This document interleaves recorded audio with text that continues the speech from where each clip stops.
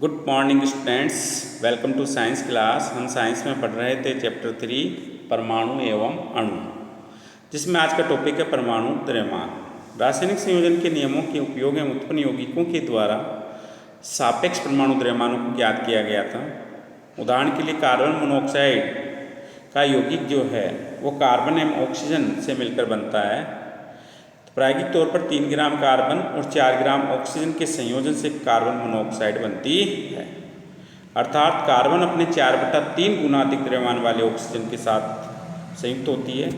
मान लीजिए हम परमाणु द्रव्यमान की इकाई को 1 कार्बन परमाणु द्रव्यमान के बराबर मानते हैं, तो कार्बन परमाणु को 1 यूनिट तथा ऑक्सीजन परमाणु को जो है 1.3 यूनिट कहेंगे। प्रारंभ में परमाणु द्रव्यमान को AMU एटॉमिक मास यूनिट परमाणु द्रव्यमान इकाई द्वारा संक्षेप में लिखते थे, AMU के रूप में लिखते थे परमाणु द्रव्यमान इकाई को। आजकल द्रव्यमान को U द्वारा प्रदर्शित करते हैं। सन 1961 में परमाणु द्रव्यमानों को ज्ञात करने के लिए परमाणु द्रव्यमान इकाई कार्बन 12 समस्थानिक को मानक संदर्भ के रूप में सार्वभौमिक रूप से स्वीकार किया गया। C12 समस्थानिक के परमाणु द्रव्यमान के 1/12वें भाग को मानक परमाणु इकाई के रूप में लेते हैं। ये पूछा जाता है क्वेश्चन। किसी तत्व के सापेक्षिक परमाणु द्रव्यमान को उसके परमाणु के औसत द्रव्यमान C12 परमाणु के द्रव्यमान के 1/12वें भाग के अनुपात द्वारा परिभाषित करते हैं। यहाँ कुछ तत्वों के जो है प्रतीक और परमाणु द्रव्यमान दिए गए हैं, जैसे एल्यूमिनियम प्रतीक Al और इसका परमाणु द्रव्यमान 27, magnesium Mg 24.3, argon Ar 39, manganese Mn, M capital होगा, N स्मॉल होगा, Mn 54.9 gram, arsenic As 74.9, mercury Hg 200.6, barium Ba 137.3, neon Ne 20.1, boron B 10.8, nickel Ni 58.7, bromine Br 89.9, nitrogen N 14, calcium Ca 40.1, oxygen O 16, carbon C 12, phosphorus का प्रतीक P 31, chlorine Cl 35.5, platinum Pt 195.1, cobalt Co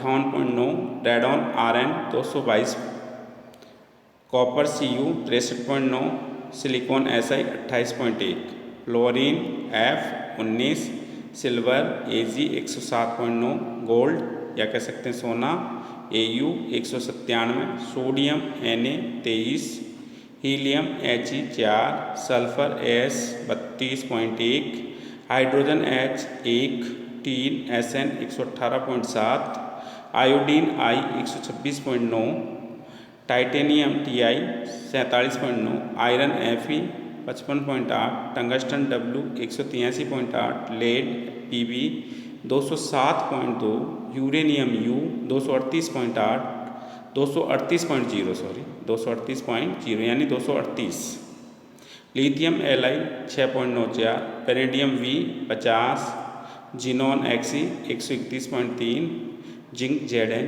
65.4। ये यहाँ पर कुछ तत्व के नाम, प्रतीक और द्रव्यमान थे।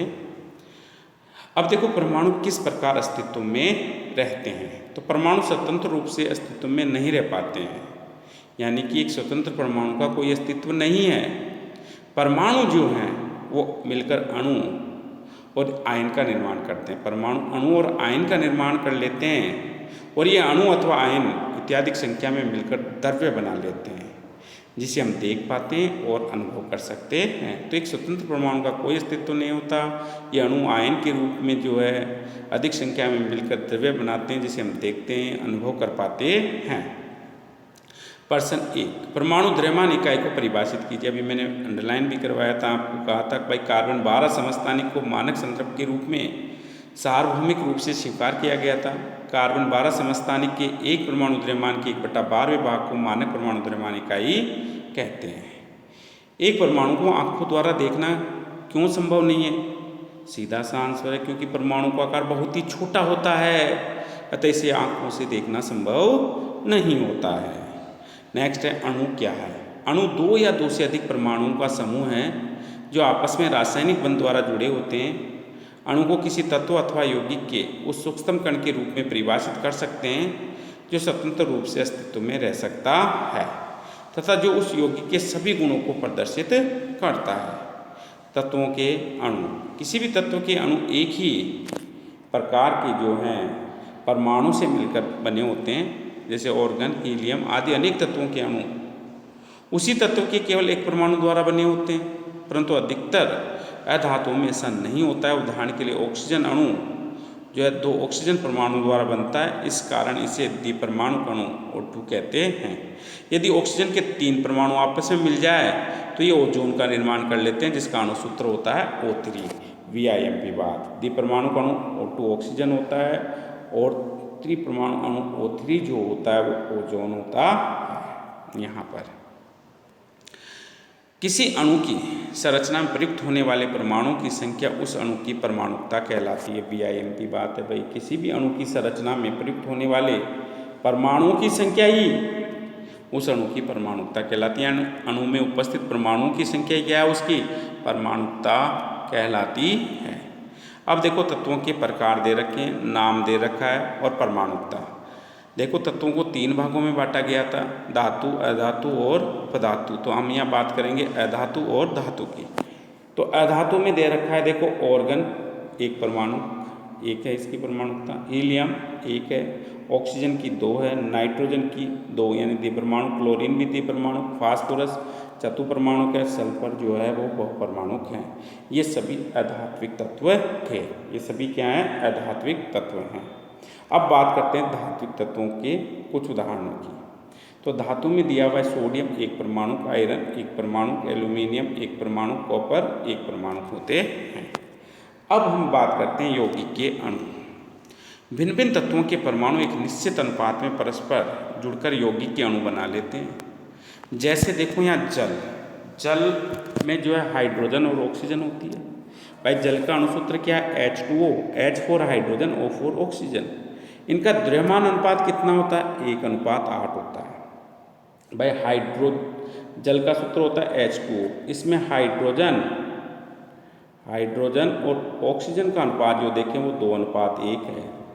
हाइड्रोजन का द्रव्यमान 1 का 1 है तो 2 का कितना हो गया। द्रव्यमान के आधार पर देखें, द्रव्यमान के आधार पर देखते हैं, मैंने कहा हाइड्रोजन ऑक्सीजन ये 2:1 कर दिया।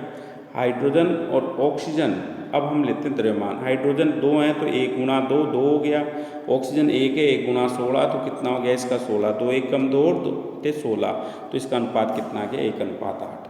यानी कि हाइड्रोजन और ऑक्सीजन तत्व के आधार पर देखेंगे 2:1 होगा, द्रव्यमान के आधार पर अनुपात लेंगे तो 1:8 होगा। ठीक इसी प्रकार देखो अमोनिया, नाइट्रोजन और हाइड्रोजन होती है, इसमें इसका अणुसूत्र NH3 होता है। नाइट्रोजन 1 होती है और हाइड्रोजन कितने होते हैं, इसमें 3 होते हैं। ठीक है, एक नाइट्रोजन का द्रव्यमान 14 है और एक हाइड्रोजन का 1 तो 3 का कितना हो गया 3, तो इसका अनुपात हो गया 14:3। ठीक है, कार्बन डाइऑक्साइड CO2, भाई इसमें कार्बन और ऑक्सीजन है। कार्बन कितने हैं 1, ऑक्सीजन कितने 2, ऑक्सीजन कितने 2 हैं, कार्बन कितना 1 है। तो देखो यहाँ कार्बन ऑक्सीजन का अनुपात लेंगे, ये 1 और अनुपात 2 हो गया। ठीक है, अब हम बात करते हैं इनके द्रव्यमान की। तो कार्बन का 1 का कितना 12, तो 3 का कितना हो गया 1 का 12 है, इसमें कितने 1 ही है 12 हो गया। ठीक है, तो 1 ही कार्बन, ऑक्सीजन का 1 का 16 है तो 2 का कितना हो गया × 16 यानी कि 32 हो गया। कितना हो गया 32, 4 × 12 और 4 × 32, तो कितना हल किया इसको 3:8 आ गया। कितना आ गया 3:8। इस प्रकार से इनका अनुपात निकालते हैं। भाई यहाँ CO2 में कार्बन 1 है तो इसका 12 हो गया द्रव्यमान, ऑक्सीजन 2 है तो 1 का 16 होता है, 2 का 32 हो गया। 12 और 32 को सोल्व किया, 4 से डिवाइड किया 12 को 3 आ गया, 4 से डिवाइड किया 32 को 8 आ गया। ठीक है, तो इस प्रकार 3:8 हो गया। क्रियाकलाप सारणी 3.5 अणुओं में विद्यमान परमाणु के द्रव्यमान अनुपातों तथा सारणी को दिया गया है। यहाँ पे देखो द्रव्यमान अनुपात दिया हुआ है इस सारणी में, और परमाणु द्रव्यमान दिया हुआ है। द्रव्यमान अनुपात बटा परमाणु द्रव्यमान दिया हुआ, फिर इनका सरलतम अनुपात दिया हुआ है। इनका सरलतम अनुपात दिया हुआ है। जैसे H2O लिया है यहाँ, हाइड्रोजन 1 था, ऑक्सीजन का 8 आया अनुपात, द्रव्यमान का अनुपात 1:8 था। परमाणु द्रव्यमान की बात करें, हाइड्रोजन का 1 होता है, ऑक्सीजन का कितना हो गया 16, ठीक है। द्रव्यमान अनुपात बटा जो है इसमें परमाणु द्रव्यमान करते हैं तो 1/1 1 हो गया। द्रव्यमान अनुपात 8 था और द्रव्यमान कितना 16, तो 8/16 1/2 हो गया। सरलतम अनुपात निकाला तो कितना आ गया, यानी हाइड्रोजन 2 थे और ऑक्सीजन 1 था। क्लियर है। तो इसका अनुपात हो गया H हाइड्रोजन और ऑक्सीजन का अनुपात यहाँ क्या हो गया 2:1 है। ठीक है। नेक्स्ट है आयन, और आयन की स्टडी हम नेक्स्ट वीडियो में करेंगे। तब तक के लिए थैंक यू।